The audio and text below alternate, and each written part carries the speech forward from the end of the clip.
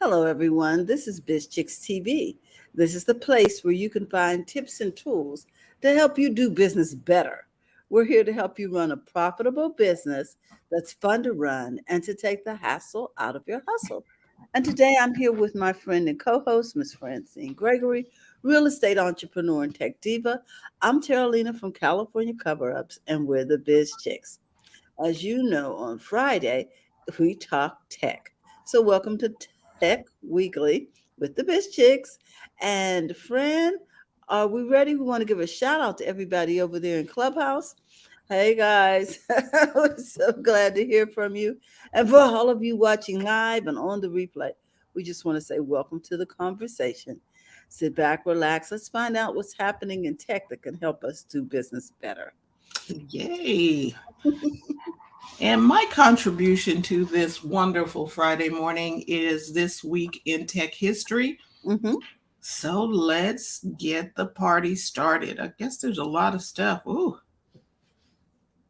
Okay. Let's start with Bill Gates. 20-year-old Bill Gates gives address March 27th, 1976. Bill Gates gives the opening address at the first annual World Altair Computer Convention in Albuquerque, New Mexico. Mm. Gates was still a student at Harvard, but along with Paul Allen, helped develop the version of the basic language sold with the Altair computer. There you go. Yes. March 28th, 1995, Kodak releases the DC-40 camera, which is the only the second digital camera for the consumer world, for the consumer market. While introduced over a year after Apple's QuickTake 100 camera, Kodak's marketing was largely responsible for popularizing digital photography. Mm. Okay, 1995, a DC-40. Anybody still got yours? Okay. March 29th, 1983, Radio Shack introduces the TRS-80 Model 100, one of the first portable computers in a notebook-style form factor. The portability, simplicity, and built-in modem of the Model 100 excuse me, made it very popular with journalists who could write stories in the field and transmit them back to their offices. Incidentally, in the early 90s, the author of this blog acquired a Model 100 that had been used by a newspaper. He was able to use it to code simple programs, write papers, and use the modem to connect to a bulletin board system of the time. And he recently found that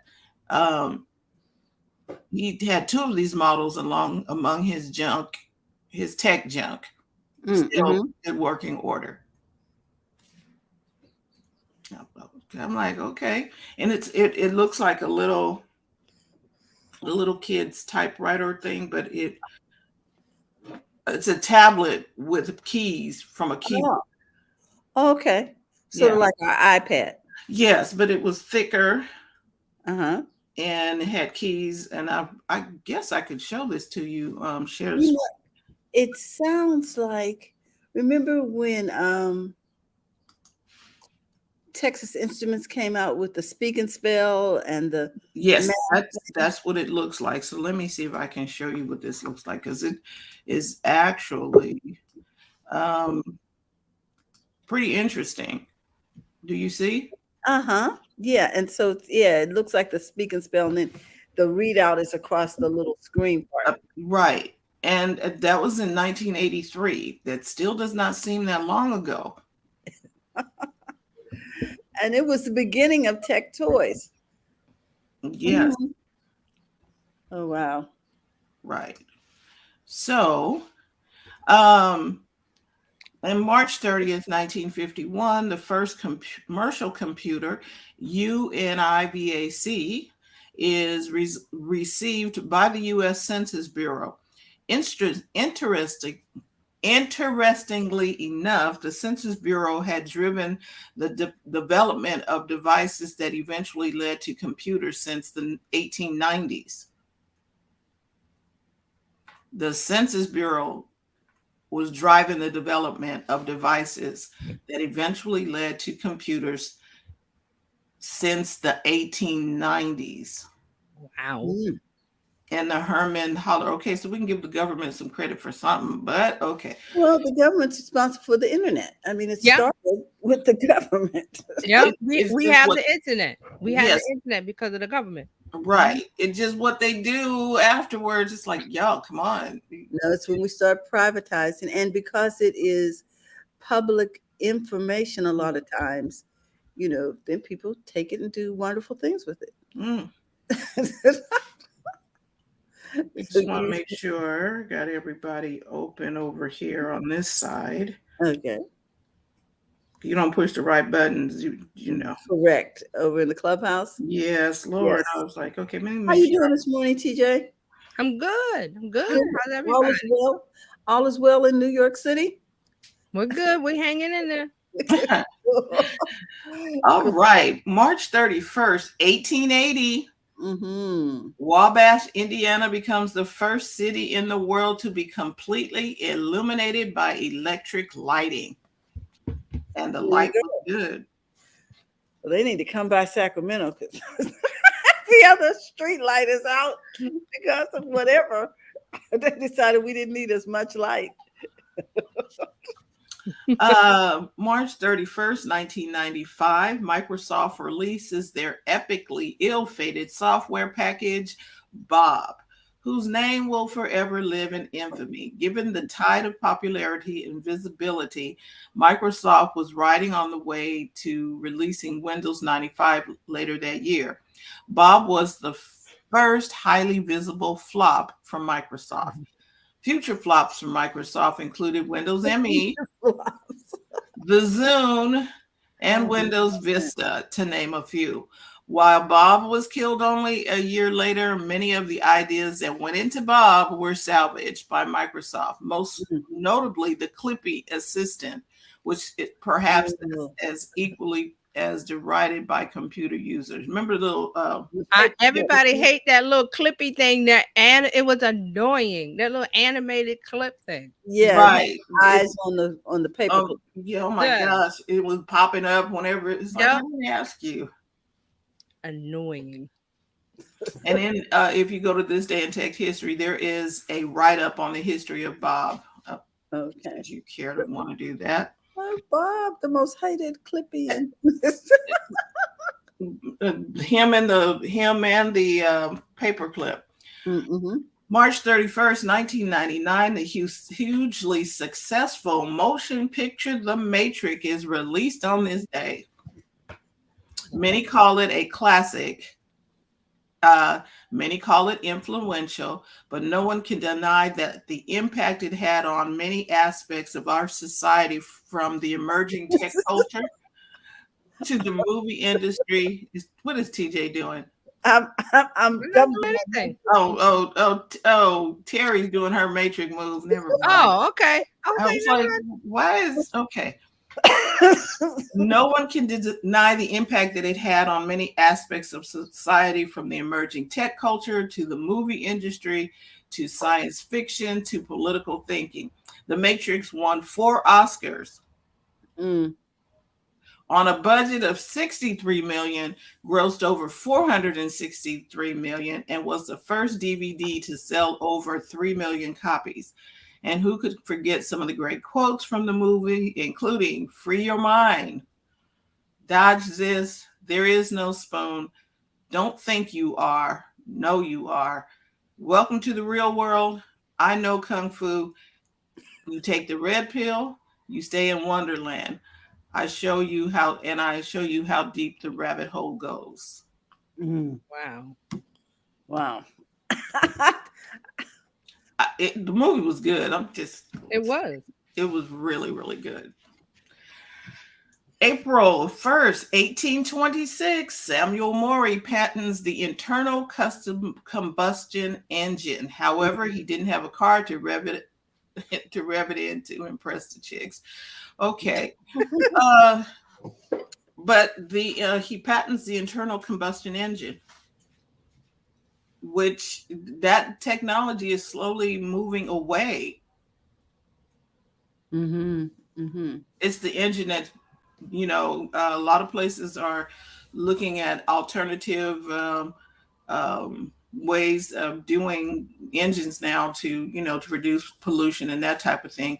And so it's interesting how technology keeps changing and moving forward. Although electrical vehicles were out during this time too, the powers that be during that time wasn't having it. Mm. Mm. They fought it, the electric vehicles. So anywho, Yeah, they didn't. Well, it's competition. They wasn't trying to have all that.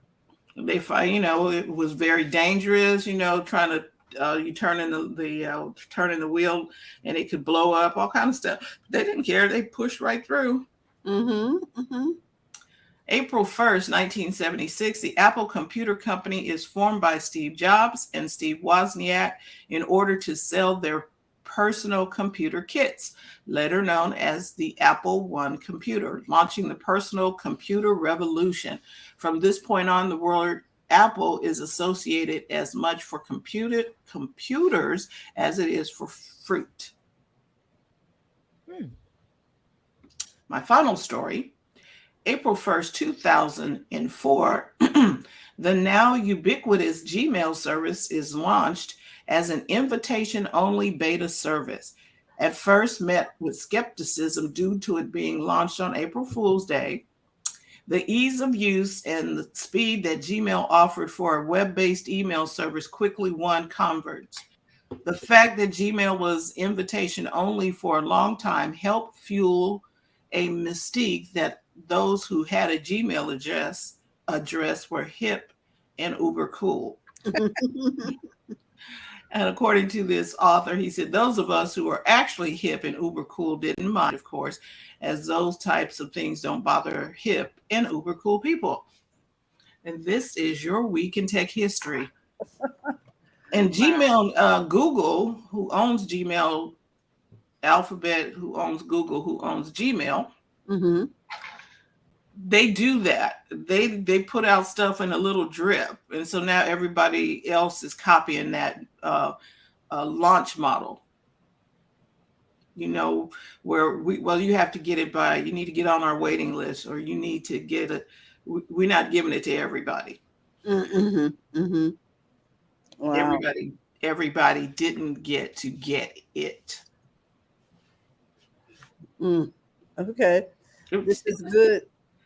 Right. You know what I mean? Because it just like Clubhouse. Now, Clubhouse, I think, did it because they didn't want everybody crashing the system. Right. There you go. There are some people who do it for the uber cool thing to make it okay. But other people were doing it just because of that reason. That's your week in tech history. All righty, daddy. Terry. Okay, I am up. And since you were talking about Uber, I want you to know that Uber's this year's event will they're having their Go Get 2022 event. And it says, as the world keeps changing, the Uber team keeps building products that serve customers' changing needs. We can't wait to share what's next. So here are some of the things that are next for Uber. It says this year's event will focus on travel. Airport trips are really Uber's bread and butter. So it says last year, Uber acquired 50,000 Tesla vehicles to rent to its drivers as part of its ambitious plan to electrify its fleet in the US by 2030. Now, one of the reasons it did this was because California is moving toward zero emissions by 2030. And so they are requiring Uber and Lyft to make 90% of their fleets electric by 2030. So that's an incentive. And it, Also, go ahead. who would you get the vehicles from? The reason why I'm asking that is because not all the automakers have electric cars available in fleet. Do you understand what I mean? They Right. have electric vehicles, but they don't have like enough for 50,000 at one time. Exactly. But Okay. Uber has acquired 50,000 Teslas to rent to its drivers so that its drivers will have access to electric Electric, vehicles. Yes. right? So Compliance so that they can comply with that. exactly. Exactly. And I thought that was interesting. It says, let me read this little paragraph here. It says, delivery is likely to feature heavily in announcements coming up. So while Uber drive hailing businesses has struggled to recover from the recent years of wonder, Uber Eats has made the company productive because of its delivery service. So all in all, they are moving towards trying to be compliant by 2030 with electric vehicles, which I think is very interesting. I didn't know that they had acquired 50,000 Teslas. No wonder it Wow. was so hard to get. Okay. But well, no, because I think they are using the Model 3s, which were already in production. Mm-hmm. The Model Ys, which are kind of like the SUVs, a Mm-hmm. mini SUV. The larger ones. Uh-huh. The Model Ys are the mini SUVs. The Model X are the big SUVs, like a regular SUV. And Mm-hmm. so, but the Model 3 is a thing that's going to fit best for what Tesla is trying to, I mean, for what To they needed, something small enough and economical. economical. Yeah. And Got it. so Tesla is supposed to be coming out with something that is more affordable than the Model 3, but it's still in the works, and it's definitely not going to be here but when Uber 2030. needs them. Uber and Lyft will need them. So Mm-hmm. they had the Model 3s. It's kind of interesting. All of it is really, really I interesting. tell you what else is interesting. I was reading an article that said that Uber is now listing yellow cabs amongst their Yeah. um, They're offering. offerings there Mhm. in New York City. Mm-hmm. They're Oh. doing it in Yeah. a number of other countries already. So, so let me ask this. So they're picking up their own medallion and becoming a cab company. I don't Ooh. know. They're part of Uber. Yeah. Oh, no, what I'm saying Oh, is right. You saying what Uber is doing it? right. So Okay. what better way to infiltrate if you can't beat them, you join them, right? And so, And to mend fences, because there's been a shortage of Uber drivers. right. So And see, the thing in New York City is ever since Uber became popular and this thing, Mhm. people weren't hailing cabs because that's a part of New York City culture even before the pandemic was to go on. You held your hand out, Yeah. and it was all app based now. And the big thing about the yellow cabs was that they resisted that change. But it happened anyway. So then Mhm. there was a big complaint, and they wanted the city to buy them, help them with the loans, with the medallions, and the city did give them some money, but not enough. So they, Uh-huh. they were upset, right? Well, rightly so. But then here's the thing: where you have to see what's coming, and you have to adjust for it. Same thing with the electric cars. Why is there so much of a demand? The auto industry knew for decades that electric cars was it. They didn't want to do it. And All the big they had the technology. GM4, they Yeah. knew about it years ago. They Mhm. resisted it. And now here we are where it's a necessity. And they're like, oh, well, everybody's running to Tesla. They could have been running to GM or they could have been running to Ford if you had the product that they wanted. You No, Right. didn't if do you it. were willing to produce the product, because they always had the technology. Yeah, Right. it was there. They knew about it. They knew about They weren't trying to do it. the economic, the ecological ramifications of having electric cars. They resisted it for years, 4 years. And Tesla came in and swipe would just swept everybody away. And now when you think of electric cars, you think what brand? Tesla. Mm-hmm. And Tesla gave them technology, gave them, here, use this to build electric cars, and they were like, no, we shall not. Okay. Yeah, they didn't want to because of whatever. I'm thinking there's a big the oligarchy with gas and the oil companies, and they're in bed together. So but now here we are to where consumer demand. They can't make Teslas fast enough for the demand. Exactly. But there's other car companies. See how that works? Brand recognition, building a product that the consumer wants and satisfies their need. Not just giving them a piece of, oh, well, here's your electric car and it's a piece of junk, which is what the other car companies have done. Right. It wasn't satisfying. No. Okay. Because I think Toyota had the Prius. Yeah. Well, nobody but I'm sorry. I like the Prius, and I had a friend who bought one when the first No, it is not cute. Look at that, Carolina.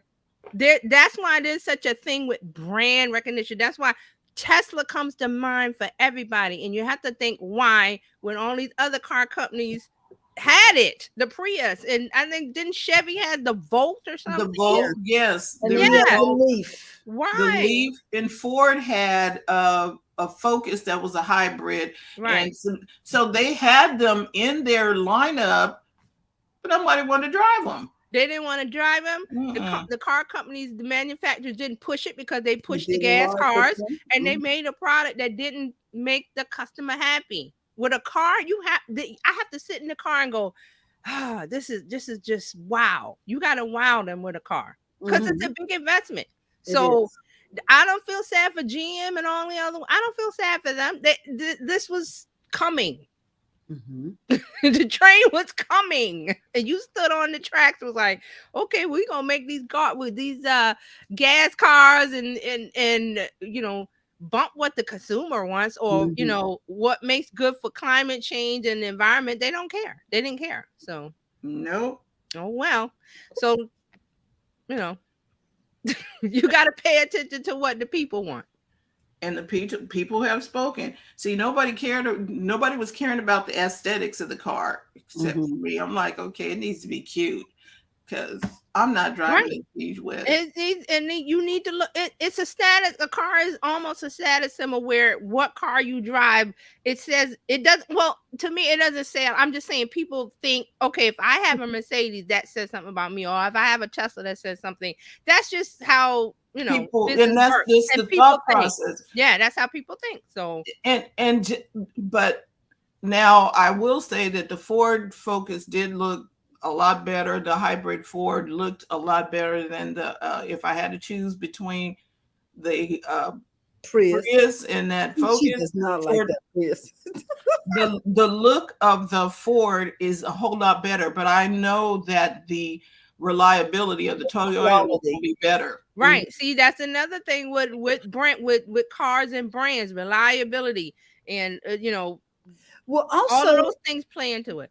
Also, all of the service that they provide. That too. The ability they built fueling stations. They built places to get your car washed. To accommodate you while you're charging your car. Right, because that was one of the drawbacks. Was like, where am I going to charge my car? Well, there's the charging station. Right, and Tesla is going to open the charging stations up to everybody. To every manufacturer, which makes sense. Makes sense. But Tesla has this hold on the electric car as a brand. I mean, as a brand, and you can't. Plus, when you're sitting there at a Tesla charging station, you're being marketed all while you're sitting there. Marketing and brand, and there it is right there. Brand and sitting in front, like, maybe I should switch over. You know what I'm saying? Okay. And a lot of people will say, "Oh, it's because of Elon Musk. He's such a mercurial. He's in the news saying this and that." And it's not because of him. He could be that way and have a inferior product, and people still wouldn't buy it. It's the product, people. It's not the Elon Musk is the build a trillionaire, billionaire. That has nothing to do with it. He could be that, but he also has to have the product that is satisfying the customer 100%, and they have that. So right, because they do house calls. They come to your house. If there's something that they could do, they won't send you to the service center. They will come to your house to fix it. Because a satisfied customer is a customer that buys all the time. You don't want a one and done. A satisfied customer is word of mouth, will tell their neighbors, their friends, their family about this wonderful car that they have. Oh, come out and see it and all that other stuff. So that's why Tesla knows you keep the customer happy. It's like a wave that goes out. And they can't stop talking about their car because they love it. Not because of Elon Musk, some character or whatever. It's because the product is that good. And everything is in the app. You got to make people happy. You book appointments in the app. You purchase stuff in the app. Everything is in the app. Keep them happy. Everything's in the app. It's easy to schedule this. It's easy to charge. It's easy to do this. Take that uncertainty and that, I don't know, difficulty out of it. The hassle. Yes, the hassle. That's it. The hassle. Because people got busy lives. I don't want to have, I got to take a day off to take my car and just get it serviced and that. Nobody wants to do that. Yeah, they give you several options of, okay, you can come, you got dates that you can bring it in, so you can do that. And now here's the thing, they are already connected up with Uber, because when you do have to bring the car in to the service station, they give you like $300 worth of credit at Uber so that you can get to work or wherever you need to go. See, they know you have to put yourself in the customer's seat and say, what happens when they have to bring this car in and they work, or they got to pick up the kids, or they do this or do that, and remove all the roadblocks to them doing the thing that they need to do, and skip the whole car rental. Now I got to go over to the car rental. The hassle, like Fran said, the hassle. Remove the hassle between you, the customer, and your business. Make that point from A to B short as possible, and you'll have them. And the thing is, they will tell their friends and family. They will go on social media raving about your product if you do that right. And Tesla's done it. So I want you to know that the other thing I wanted to talk about was the fact that Samsung has partnered with the NFT to create picture frames on your TV. So that it looks like a piece of artwork sitting there. So your TV turns into the wall, the frame, and the artwork. Correct. So there would be like a frame around whatever I have going on the. Correct. The artwork from the NFT. Okay. Yeah, let's see it. Okay, so you guys want to see this? Yeah. Right. Yeah. I'll roll a little bit of it because it's pretty long. So let's see. We even curate our own art gallery with the classic paintings, personal photographs, and now non-fungible tokens. NFTs open up a totally new market. Anyone can purchase artwork from trendy artists and up-and-coming creators. Ambient Mode will offer a one-stop NFT platform that allows you to explore, purchase, and display digital art. And we partner with the industry leader, Nifty Gateway. Hey everyone, my brother Duncan and I founded Nifty Gateway with the mission to bring NFTs to 1 billion people. Our goal is to empower creators and simplify the way customers buy, sell, create, and hold NFTs. We are currently supporting more than 1 million collectors and 1,000 creators on our platform. Nifty Gateway offers all of the most popular NFTs, as well as custom curated collections from top artists, such as Pac, Beeple, Daniel Arsham, and more. We're committed to making NFTs accessible and to making NFT purchasing more seamless than ever before. Keeping our mission in mind, we couldn't be more excited to partner with Samsung to develop and create a groundbreaking experience. Samsung's dedication to user experience and their focus on the highest quality displays aligns perfectly with our vision to allow anyone, anywhere to interact with their favorite creators. Our platform is the secure option to purchase NFTs, and no cryptocurrency is required. Additionally, everything on Nifty Gateway is hand verified to ensure that you get only the best content. We truly feel that this is a step towards the future. And we are so excited to provide this incredible experience through our partnership with Samsung.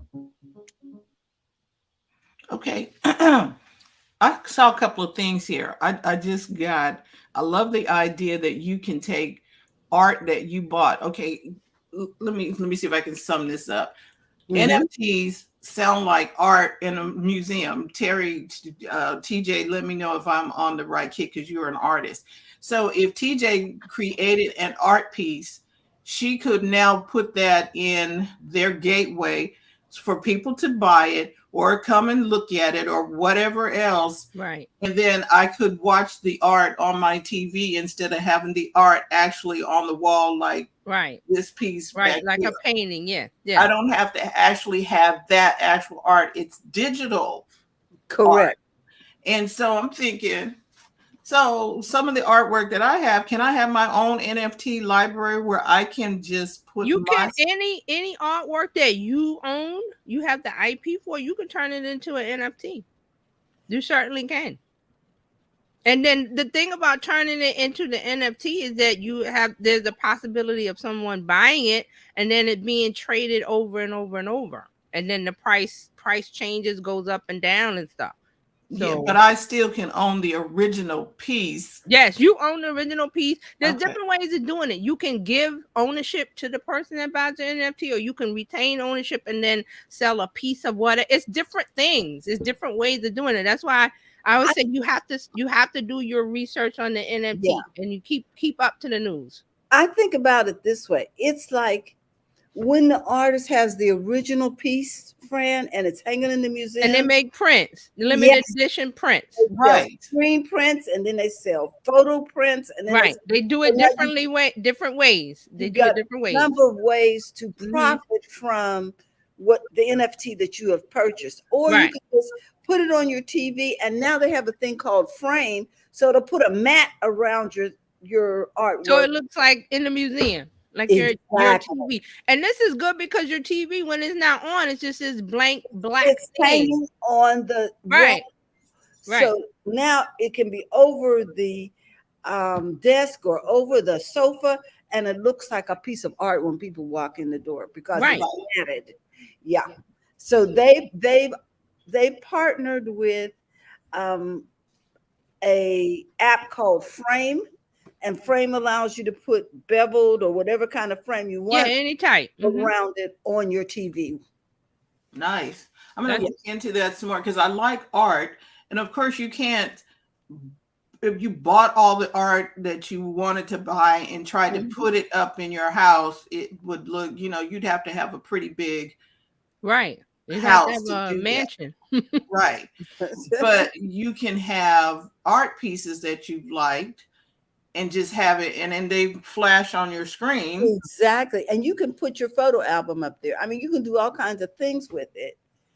You know how you used to have the little one that sits on your desk and it because I have a Google Home, and it has the screen, and you could you can go into your Google account and make an album of pictures and have those rotate on the device. Well, your TV, you can use that for the TV, or you can use your NFTs, your purchased artwork. And so now you have art in your home. So there's no excuse for us not to have art in our homes or in our lives, because you don't have to actually go out and buy the physical art. Right. So now you can change it up when you change the furniture. Yeah. Right. So now this doesn't negate what the IRL in real life artist does, because it's not digital. The artist can still paint. Like I recently got a painting from somebody, and it's red, but I like it. Right. Yes. And also it doesn't preclude the artist from benefiting, if he keeps the licensing for the NFT, from marketing more NFTs or prints or the traditional ways of making money, so they can continue to prosper. That's it for me. It's getting late. I'm going to stop. I like the idea that even if you had a physical piece of art, you can turn it into, you take the physical piece, make it a digital piece, and so you have the best of both worlds. And you have these companies. You got, I think it's Ocean Sea and SEA and Nifty and a number of others. So yeah, those are the marketplaces for the NFTs. So I see how everybody is getting into a slot where they feel they have their best expertise. Right. You know what I mean? Because yeah, there's the artist who want to put their stuff someplace. There is the holding house, which is the Nifty and the OpenSea and some other places. right. And then the people who help you buy it with wallets and stuff. So all of the components are beginning to come together, make a little bit more sense. And they're beginning to figure out how to explain it to average people like us, so that we can accept and participate. Right. Because you have to understand, things. you have to understand it first before you do, and then realize when you're talking about NFTs, there's different sides of it. And just like with Bitcoin, you hear about the Bitcoin going up, and that's the trading part of it. But there's another side of it where it's being used as currency exchange for goods and services. So there's two sides or more to all of this with NFTs, and people hear about they're getting scammed, and this is so that's the part where you have to decide, I need to educate myself as much as possible before I get into any of this, because there's no FDIC like with the bank. Your money goes in the bank. There's a guarantee of, okay, you're gonna get your money. There's no guarantee with this. And there's nobody to call. There's no government agency that's gonna come and save you. So it's up to you to say, let me educate myself as much as I possible. And I heard another person said with NFTs, I'm not sure it was, it said, you only spend what you can afford to lose. Right. Well, you do that in any. Yes, that applies in investing. You only put in what you can afford to lose. So you don't go crazy because this is the new hot thing. Yes. There's always going to be a new hot thing. Exactly. Social media was a new hot thing. Now we're on to something else. There's always going to be a new hot thing. So don't you hear it? It's a case of FOMO. I don't want to miss out. You're not going to miss out. Those are early adopters talking about it. Yeah. You wait and do your education and wait. There's another boat coming. There's another bus coming. Right. And just to have Dr. Tachi, she did a workshop or not too long ago. Reach out to her, and if you want to learn more. And so we're going to be talking more and more. I know some of the ladies over in Clubhouse, they talk about it, where you can go in there and a trusted source of people to help you understand it. Come here or on the Clubhouse with some of the ladies that we know. And just be aware that the level of scamming because of the internet, social media, metaverse, on and on, is going to rise. Because we got the villains coming out. The villains are coming out. They smell blood, and like sharks smelling blood in the water. And what can you can't run to the government and say regulate this, that, and the other, because they don't even understand the internet. How are they going to understand the blockchain and Bitcoin and NFTs? They're still 10 years, 20 years behind. And I don't know if the government really regulates anything well. I mean, how long does it take to get a ruling from the SEC? Right. People die before. But see, there are some people in the United States that think that the government should save them for everything. Government can't save everything and everybody. So you gotta know everything. You got a phone. And you have a phone. Use it. It's slow. Go to the Google app. I love my Google app. It's the G. I tap on it. Whenever I know something, I can type it in or I can ask it. Because it has a microphone that says tap and ask. Yeah, yes. And I study, read different things, and I make a conclusion. How do you what is an NFT? Mhm. And it will. You're gonna get you got to do your study. But You're there's gonna a need level work. that you can't be lazy about technology Mm-mm. anymore. There's a lot of people around the world lazy about. You cannot be lazy because technology is layered into everything we do, every aspect of our lives now. It wasn't like that 10 years ago. Mhm. It wasn't like that. Or even 10, 15 years ago. It wasn't like that. So Nope. now, Here we are. yeah. That's why we talk about social media a lot, because that's the layer that we're on in our lives. Yep. Wow. Well, that's it for me, ladies. I got TVs and And Okay, NFTs. that's my cue. yes, Yay. you're up, TJ. All right. So this week in social media news, we got a lot to talk about. Let's start with Clubhouse.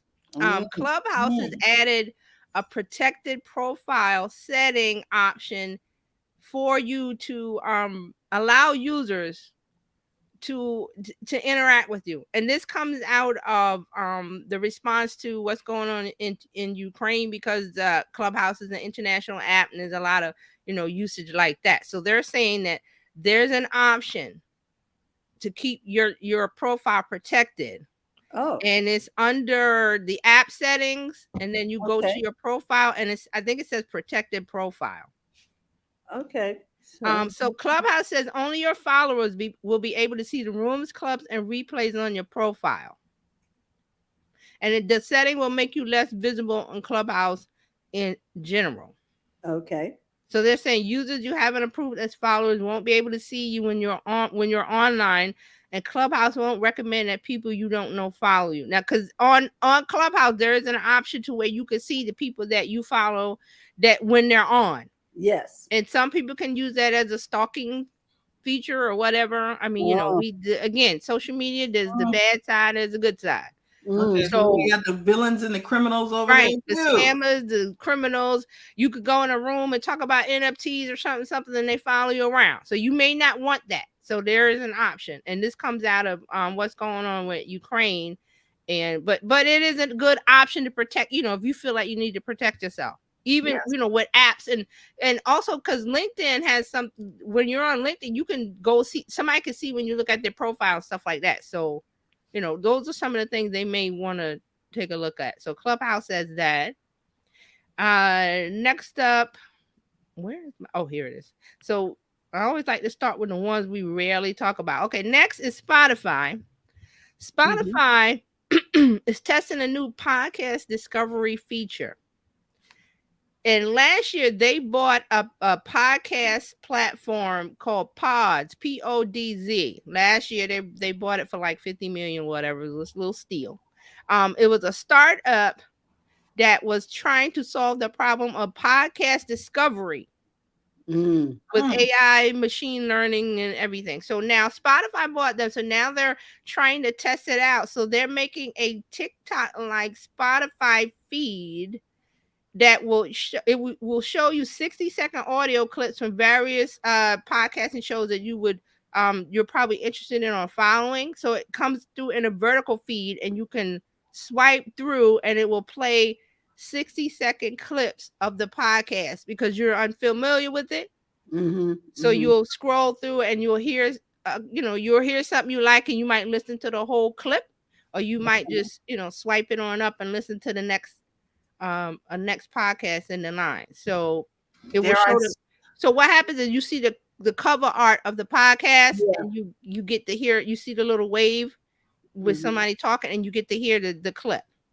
So it's kind of like what we had back in the B days of the unmentionable, whoever those people were, where you could see the different artists or the different I was going to say the different shows. You can see the different shows, like the cover art of the show, and then you could kind of scroll through, and that, now see, they had that on lock. Those people at that time, the discoverability was really, really well done, and it's been lacking in other things so far. So they're saying that the clip it's transcribed as you listen with the words, and so you get to see the words. There's a play button to continue to listen to the show, and there's a plus button to add the episode to your episodes list. Oh. Now this is a test. It's not available in Spotify now, but they're testing it out, and they're saying that this may or may not be added to the Spotify app. They're testing it to see how useful it would be. They want to see if users engage with the option, how they use it. So we'll see. So we'll hear more from Spotify on this. But they bought this Pods, PODZ, startup for podcast discovery, which is a good thing, because if you realize with podcasts, you have to be somebody has to know about you. So that means if you have a podcast on Spotify or wherever, you have to go to Instagram and say, hey, come and listen to that latest episode of my podcast. Or you go to Facebook and say, hey, here's a link to my. So you have to draw people into your podcast, because no one's sitting there going, well, I do, because I look for, like in business and marketing, I look for podcasts that I haven't discovered. Most people don't do that. But I will look through and say, oh, what's this, and tap and listen. But so nobody is going to Spotify to let me see what kind of podcast. You're going for music. So Spotify is slowly integrating, they're pushing you to the podcast. So this is podcast discovery. And remember the B word, like Fran said, that was a part of B. When we use the B platform for live streaming, was who is talking right now. And that's how we discover new people. That's how I discovered a lot of people. Yeah. Just seeing who was broadcasting outside of the ones that I knew. Like Miss Eileen. Eileen she would get up early because she worked her job. She would get up early and be on the B platform, and I would listen to what she was saying, or caught it later. But that was the thing about that platform for live streaming, was the discovery part of it, where everybody loved. And once that platform went away, that's the thing we missed. So Spotify is kind of bringing that in for their podcasting. So we'll look for that. And it's a test. So we'll see. Hopefully they'll integrate that. Okay, so let's move on to YouTube. YouTube has some stuff this week. So YouTube is testing time-specific emoji reactions. You can react using emoji at specific moments in a video. So they're trying to add more interaction versus because they have the thumb up and the thumb down option when you're watching on YouTube. So now they want to add emoji reactions. They're testing this for a small group of users. That sounds a lot like Discord. Well, not really, in the sense that kind of. You're watching the video on YouTube. So at any moment when they're saying something in the video that you like, heart it, or you can hit any emoji, not just heart. I know what you're saying. Right. So that's what they're doing. So but it's in the time that it occurs. Right. Because like sometimes if we get reactions here, we're not quite sure where the reaction occurred. Right. So you don't know what they're responding to. Right. So YouTube said there will be a separate reaction panel in the comment section of each video that will display emoji reactions by the moment. If you're watching a video that is part of the experiment, you can react and see crowd reactions by opening the comment section of the video and tapping into the reaction panel. The test will show you which moments other viewers are reacting to. And they're testing multiple sets of reactions. We'll add or remove reactions based on how the experiment goes. This is someone from YouTube. So they're testing this on a small number of channels, but they will expand this test depending on how the smaller sample reacts, whether they like it or not. So if you see one of those, let us know. It's going to be a small number of channels. I'm trying to think about what channels. Maybe they would do some of the big channels and some of the smaller channels. All right. So the second thing from YouTube, you can share YouTube videos directly to Snapchat. Oh. So what this is that the YouTube video goes directly through the Snapchat camera, whether it's to stories or individual snaps, and you can you can take the video and apply creative layers like text and automated stickers into YouTube. I mean, I'm not into YouTube, in Snapchat. You can use the features in Snapchat. Now, this people are going, well, what's a big deal? You could always share between the apps, but this is different because it won't just share with a link. It shares with the Snapchat camera. And the camera is when you open up the app and you do all of the things like the text and stickers and emojis and all the things. So you'll be able to do that. So it says you just need to tap share in the YouTube app. Choose Snapchat when it's an option. So you're visually sharing the link instead of the link. You're visually sharing the video instead of the link. All right. So let me.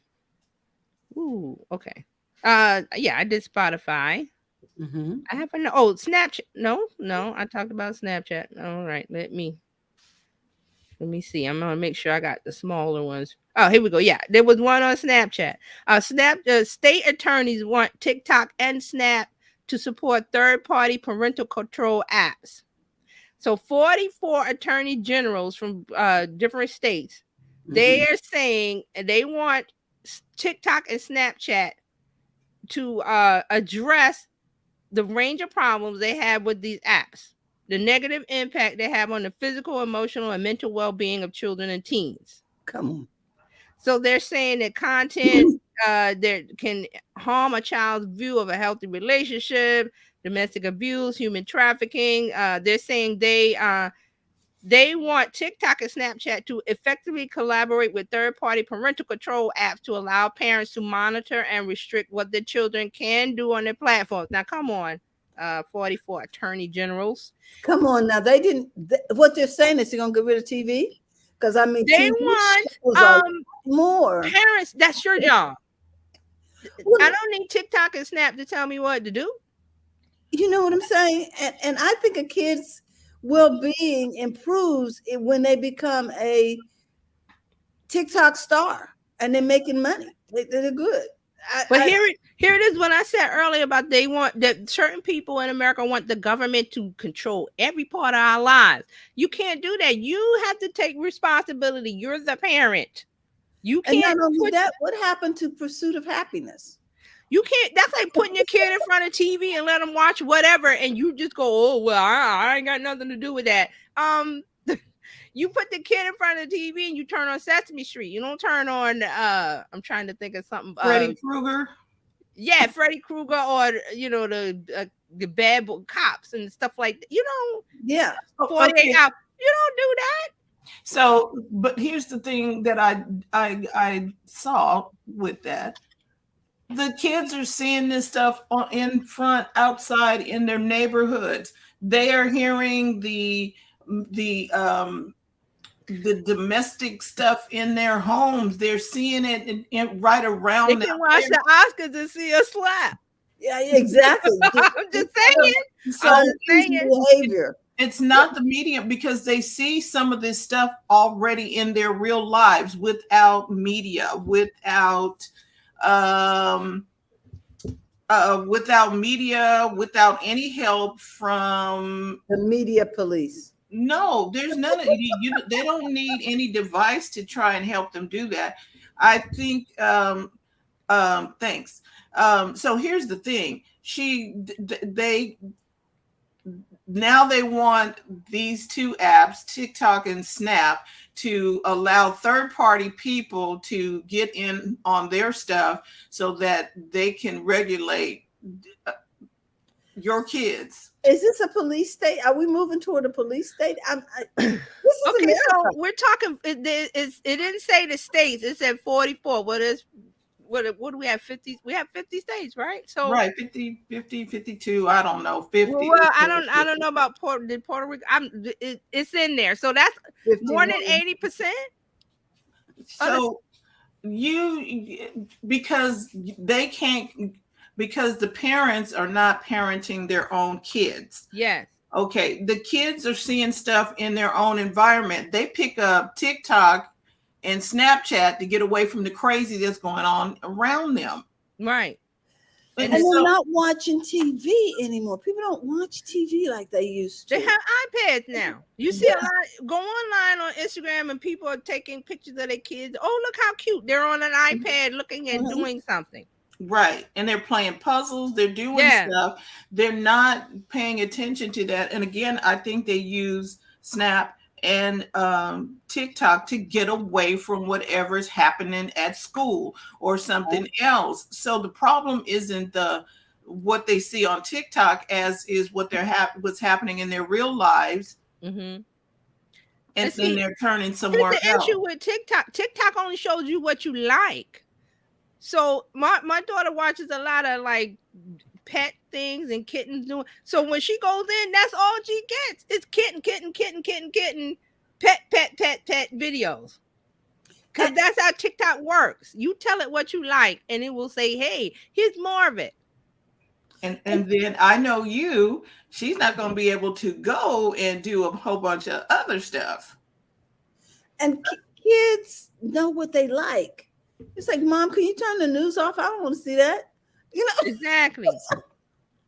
So my problem with this is that the government shouldn't tell you what to do as a parent. You're a parent. You're handing over here. You know what my problem with this is, Terry?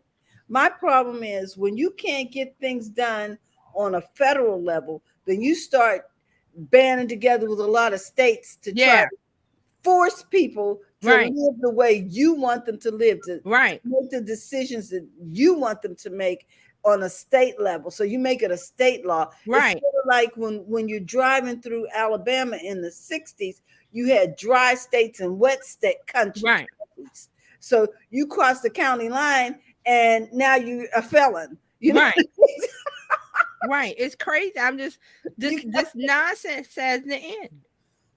And this is where I think I said this a while back, that there's going to be some kind of entity. I don't know if it's going to be private and government together. I'm thinking it's going to be a hybrid because the government can't handle it, where things will go through like a good housekeeping seal of approval, where it will have that stamp of this has been seen by this entity, whatever it's being called, that it is safe for just like the movie ratings. Exactly. It's going to be something like that that's coming, because you see they're going to have a hard time keeping up with billions of videos. Right.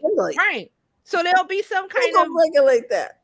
There'll be some, I don't think it'll be government, because the government can't handle that. It's too much. It's got to be some kind of private or nonprofit or whoever wants to take on the job. Some place where people can self-report, and then that agency would check it out. But it'll have to be some oversight with actual people.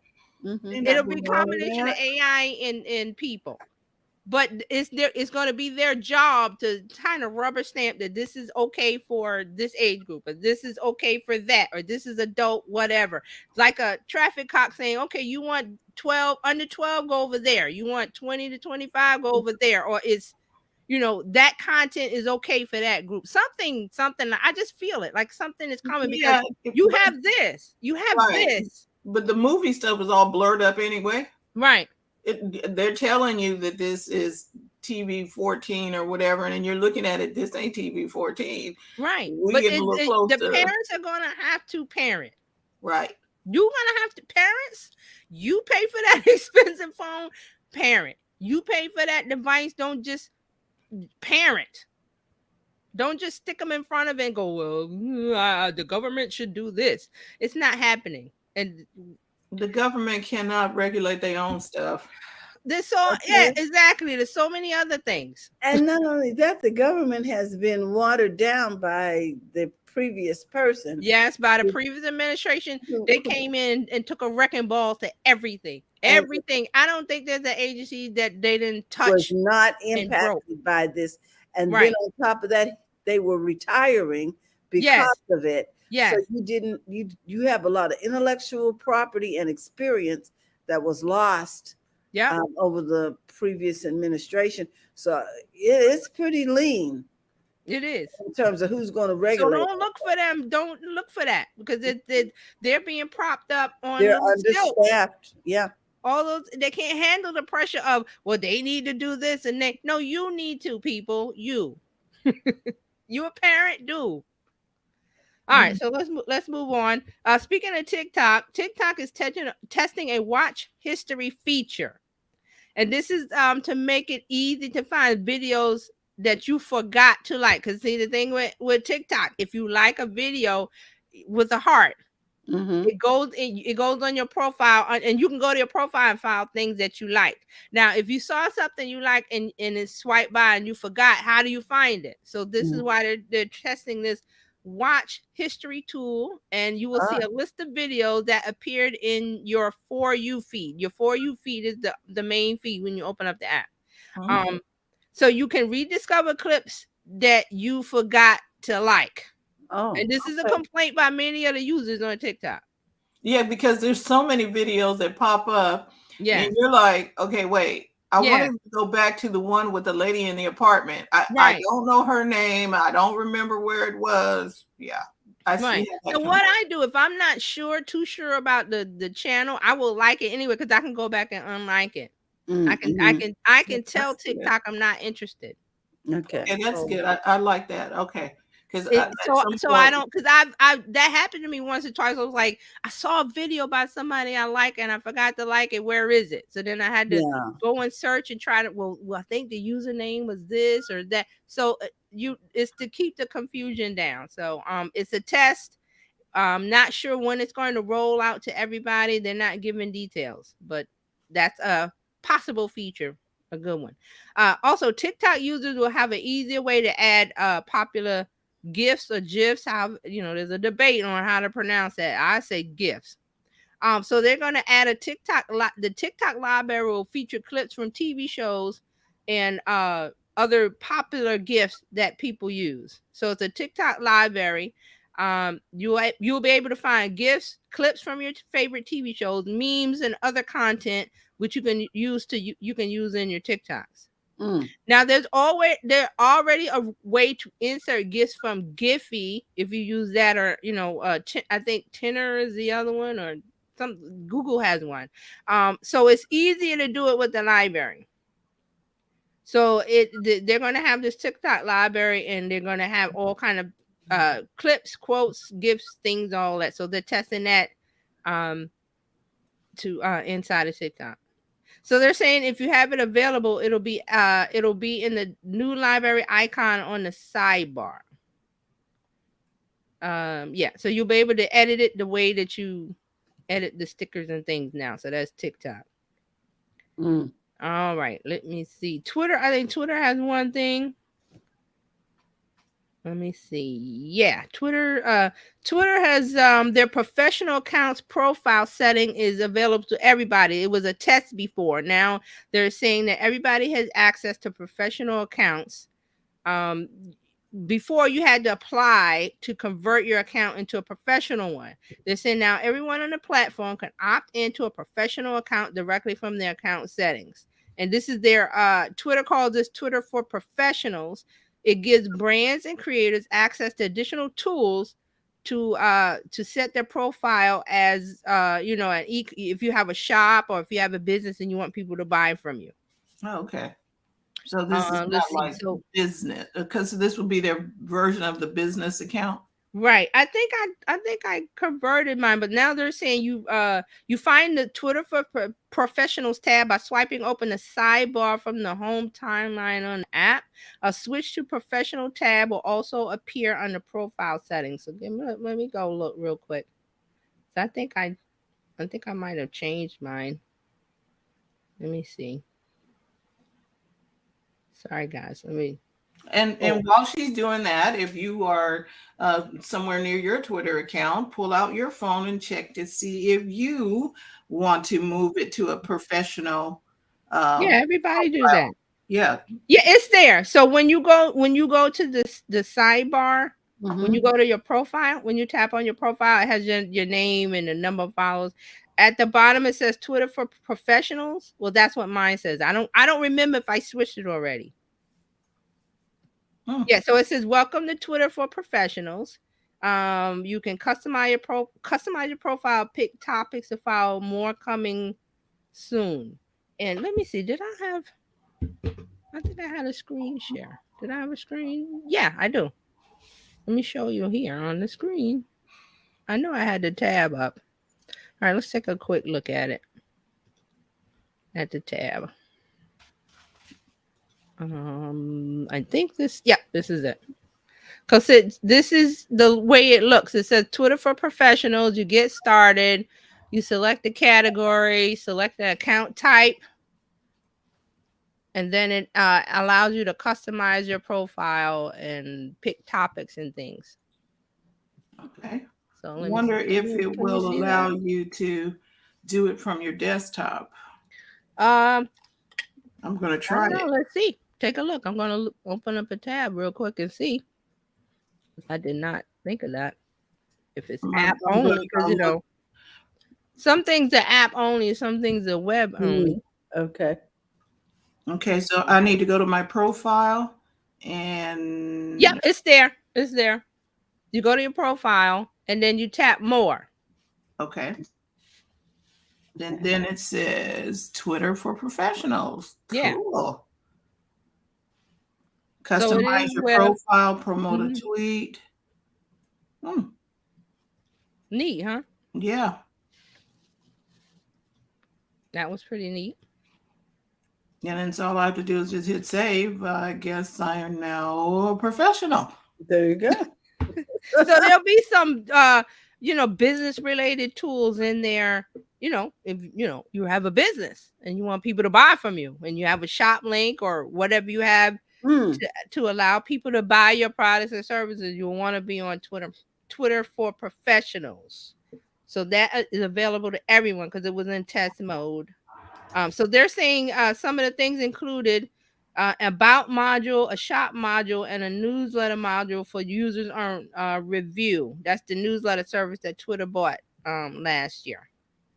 If you decide that you no longer want the professional account, you can switch back to a personal one. You go back to your settings and it says switch account type. Okay, so here's what I hear from this. If you switch over as professional, they're going to target you now differently. Yes. They're going to come at you and saying, do you want to put an ad with this and do some other things because you have identified yourself as a professional. Same thing with Instagram. If you go on as a business, there's certain things that they allow you to do and not to do. And then you're also targeted to run ads. Yep. So it's a way of being categorized because Instagram, Facebook, all of these apps they want you to, they make revenue off of ads. So and here's the thing, they are not charging us to be on these platforms. So you're giving up something. You're not doing anything for free. You're not getting it for free. You're giving up data, and data is very precious. Valuable. It's very, very valuable and because they can take your data and use that to earn income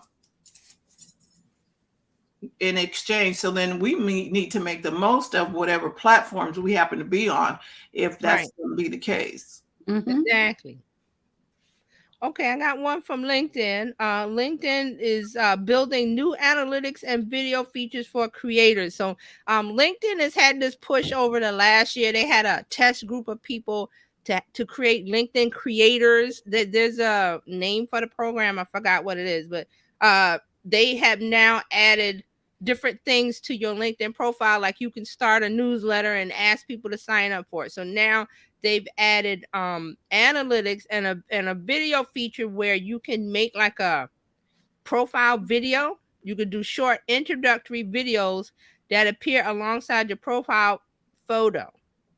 The feature is included a series of prompts meant to guide creators and others about what to include in the clips. Okay, so there's a creator mode profile that they tell you how to use it. So also the updates include more details, and because I was talking about analytics this week and I wasn't sure. Well, I was sure because we went and looked in LinkedIn. There's not any kind of analytics really for a personal profile, but if you have a company page, it is, because analytics are tied to ads. So you can run ads on LinkedIn if you have a company page. So they're saying they're adding analytics so you can track the performance of individual posts and understand who's reading and engaging with your content. So they're adding tools that help creators boost their presence and get more eyes on the content that they're creating. So LinkedIn is, they're adding a couple of things, and it's all because LinkedIn is seeing more Gen Z come over. Not Yep. a lot, but they're coming over, so they want to make them feel comfortable with creator tools that they used on Instagram or TikTok or wherever. So this creator profile or this creator world is coming to every platform. So you'll see more things like that. So I'm interested to see the profile videos. I want to see that. So I might take a look today and see if I can find if anybody's doing it. So LinkedIn adds new tools for the creators. Nice. All right. Now sorry, go ahead. No, I'm gonna have to look into that. Yeah, Instagram is not Instagram. LinkedIn is, if you're, and we talk about business here, so it's definitely a place where you need to start building up your profile and starting to look at how things are done over there and look at people's posts and interaction, because it's starting to be more like a Facebook type of thing where people putting their opinions, and then in the comments you got people saying things and back and forth. I've seen some of that on mine, so it's just interesting. I dip my toe in once in a while, but now might be might start looking at it some more because it got analytics. All right, so Instagram, this is the last one, and I want to bring this. Let me see if I can bring. Yeah, I got a screen share so we can see what is happening. So Instagram has introduced a lot of messaging features. All right, so so they have new messaging features, quick replies, music sharing, and new chat themes. So they have a reply while you browse option, which will enable users to reply to a message in stream without having to tap through the to your DM inbox. So here's an example of it. Browsing chat. So I'm assuming that, and I've seen this when I'm in Instagram and I'm looking at things, there will be a drop down in this first window. It'll be someone sending you a message that will drop down so you visually see it. So now they're saying, oh, you could just do it while you're in stream instead of going to your inbox. Oh, so you don't have to come out. Right. And then go over there. That's nice. Right. Okay, So that's what I wanted to show you so you could see. Yeah. Has anybody seen that in Instagram when you're in the feed and something drops down? I see it all the time. I'm gonna have to go look that out. Look at that, because you see all of these messages that have come through, and then you got to stop and go over there. Right. So you don't have to do that anymore. Okay. So that's while you browse. Okay. Yeah. Reply while you browse. Receive a new message while you're browsing. You can now reply without going to your inbox and losing your place. Also quickly send to friends. There's that second window with the app with the paper airplane. So you tap and hold the share button if you're in your feed. So you tap and hold it, and a bubble will pop, a bar will pop up with the people that you message the most. Okay, to your closest friends. Yes. Okay. So if you DM a lot of people, that Instagram keeps a list of that, and you can add that as a close friend group, but Instagram will take note of who you interact with the most. And then they're saying, see who's online at the top of your inbox. You can see who's free to chat. So that's the third window. All right. So now they're saying also they have pause, play, and replay. And this is with this is Apple Music, Amazon Music, and Spotify. You can share a 30-second preview of the song, and your friends can listen directly from the chat window. Now, this one I haven't tried out. So I think that's the last window here. The one with the hand, somebody doing their hand like that. Okay. So they shared they shared from Apple Music. Okay. Now the first one is you can have a silent. You do at silent, and it I think it suppresses the chat or something. Let me see. Here it is at the bottom. Send message quietly. Send messages without notifying friends late at night or when they're busy by adding silent. Okay, good. So this is when and again, I'm like, well, who's sending mess? But At 3 o'clock in again, the morning. Yeah. yeah, again. So you can do an @silent, so you send a DM, a message, and it doesn't ping the other person's phone because they may be sleeping. But you have to put @silent before the message. Okay. That's good because if you're in different time zones, Yes. it can really Yes. be interesting. Yeah. So then the one in the middle is about creating a poll and also the themes. Keep a lo-fi theme, lo-fi chat theme to make your conversation feel more personal. So I guess you can and this is if you know, I don't use WhatsApp, but I've seen it. You can change the background, and I know they do this in Telegram. Like you can change it to a photo, you can change your background to anything. So that's coming inside of your inbox. So that's the one in the middle that has the purplish theme, and then also they have a poll. You can send a group chat with a poll inside of the group chat. Let's see, is there any? That's it. That's it. Okay, TJ, can you put that link over in the private chat, and I'll put that over on Clubhouse. Okay. Right. So this is this is straight from Meta, from their website. Let me put it over there. So let me take that off. Good morning. So what do you think of? Hey. I was like, hey, I hear a little bit. I hear a little kid typing. She said, good morning. Good morning. I think that is a really good. They actually have some features I'm interested in using. Yeah, so I love this silent one. People have to remember to use it. To put @silent and then send your message if you think the other person is, you know, different time zones. They're asleep and you're awake. Oh, it put it in there. It put the link in there twice. But that's from the Meta website. So that's the updates on their messaging features in Instagram. Now, the thing about this is to realize that this is now going to happen in WhatsApp and now going to happen in Facebook Messenger, because you know they're all tied together.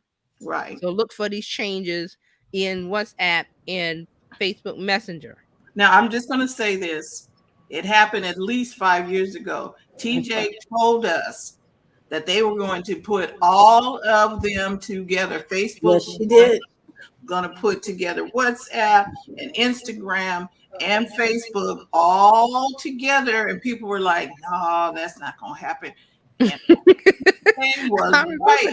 I remember that. And I said it back then because it was, you know, it makes sense from if Facebook owns all these apps, they don't need to have one team doing Instagram and one team doing Messenger and one team doing WhatsApp. If they integrate it in the back end, you have one team. I mean, the programmers.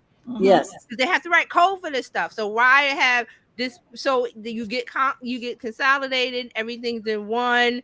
And it was, you know, it was Facebook world. And it just came out to be true. And I remember a couple people saying, oh, they're not going to do that. They're not going to do that. I was like, yes, they are.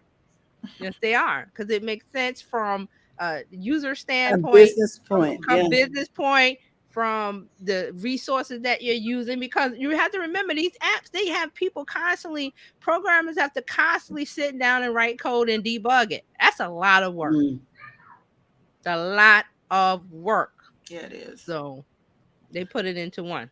All right, I got one more for Instagram, then I'm done. So Instagram has they're testing making it easier for you to support social causes. You'll be able to support a movement when you search for it search for the hashtag.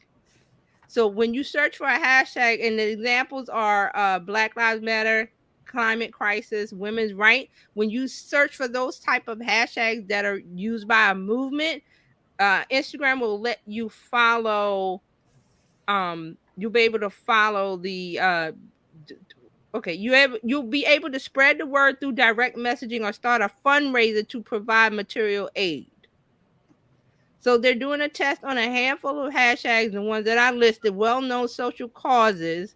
And they talked to a couple of organizations like GLAAD and the NAACP before selling on this first list. They're going to expand the list to other causes if this test goes well. Okay, so they want people to use this. Is encouraging people to stay on the app, send DMs, interact, and engage. And the more time you're on the app, the more time you have available to see an ad. So there you have it. That's your week in social media news. Thank you so much, TJ. Wow. There was much more, but it's like, we could only talk about so much. Anybody have any comments from Clubhouse? You all can raise your hand. I know a lot of y'all are watching, listening while you're doing your other things on this wonderful Friday. Spring Friday. Yeah, it is. First, I was going to say first Friday in spring, but it is not. But it was April 1st. So yeah, it is April 1st. Anybody got anything you want to say? I see Ann over here. Cheryl, Alexis, Yolanda, Lashonda, Cecily, Terica, and then we got Elaine. So we do Tech Life Weekly, just to keep us all up on what's happening in tech as it keeps changing and morphing, and so we can stay current and relevant. And we know what's happening, and you look real cool to your kids and family. They'll be like, how do they know all of that? Exactly. How do you know all that? I listen to the Biz Chicks on Fridays. Yes. There you go. And then so this first Monday, we're going to do something a little different. We normally would do first Mondays at 4:00 in the afternoon. Well, we're going to switch things up. Our first Monday event will be in conjunction with our Coffee, Tea, Thoughts, and Conversations, because it is still first Monday. But we're going to do that on this first Monday. So if you want to come in, it'll be 8 a.m.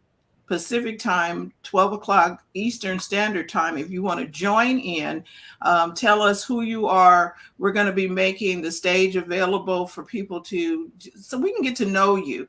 And we're going to do that every first Monday. We'll have a guest speaker come in and share a couple of things. And we're just going to blow out first Monday mornings. All about you guys. Yes. So you're more than happy to tune back in this Monday coming up. We're going to have some fun. And we do want to hear from you about what it is that you do.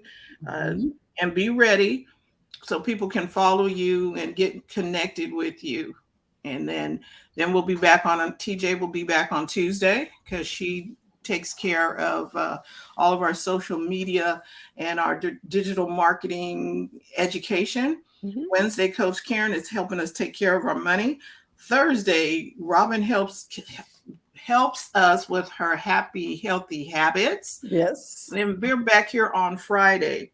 Dr. Tachi is out on a shoot today, so we wish her well. She's exercising Biz Chicks rule number 3, I think it is. Do what makes your money first. Do what makes your money first. Absolutely. Yeah, all of the things that we're doing, you going into the Clubhouse and you gathering information, you're learning about NFTs, you're learning about Twitter and all these other things. It does you no good if you're not out there making money with what you've learned. Exactly. So you got to go put it to work. And Biz Chicks rule number 3, I believe it is, do what makes you money first. Yep. So we should, you got clients and stuff, you should not be up in here. If you got clients, and I'll just say, because Dr. Tachi does the media section, you all know what happened in media this week, so no need to rehash. Yeah. It's all over the news. So yeah, and they won't let it go, girl. They won't. You can go everywhere. It's gonna continue until April 18th. So just hold on, everybody. It's going to continue for infinitum, because it was something. Yeah, I mean, like to find out the next thing that's going to drop, because there's supposed to be some kind of ruling on April 18th. So that's really? the media section. You already know it.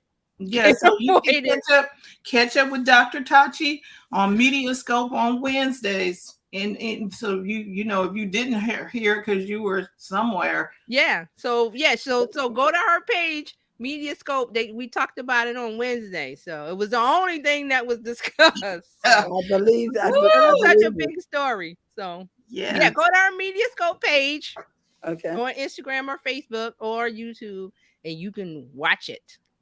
Yeah. All righty then. Well, that is all we have for you today. Thank you for joining us. We are looking forward to spending time with you next week. First Monday morning. Mhm. We're going to have a blast. All right. So, guys, we want to remind you that it's okay to be successful in your business. So go to the front of your own line. Have a great day, and we will see you Monday. Yeah. Bye-bye, everyone.